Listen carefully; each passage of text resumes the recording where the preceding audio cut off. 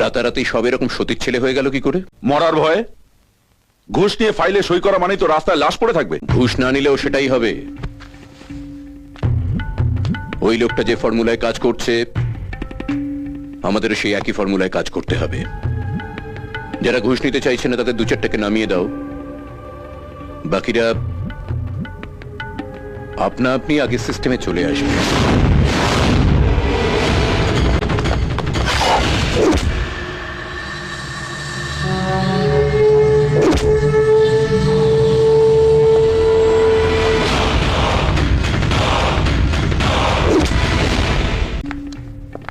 নমস্কার ব্যানার্জি বাবু।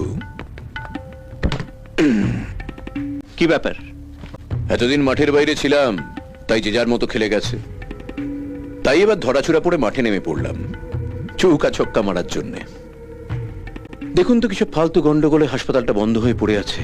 ফেয়ারওয়েতে কাজ করুন, কোনো গন্ডগোল হবে না। বরযাত্রা আর কবে ফেয়ার প্লে ট্রফি পেয়েছে ব্যানার্জি বাবু? হাসপাতালটা খোলার ব্যবস্থা করতে হবে। 3 লাখ আছে, টাকাটা ফেরত নিয়ে যান। 30 লাখ টাকা দিলেও এই ফাইলে আমি সই করতে পারবো না। আপনাদের এই সতীপনা দেখলে না গা জ্বলে যায়। এর আগে আগে যারা আমার ফাইল ফেরত পাঠিয়েছে তারা প্রত্যেকে মরেছে। কেউ রাস্তায়, কেউ বাথরুমে, কেউ লিফটে। নিউজ টিউজ দেখেন না নাকি?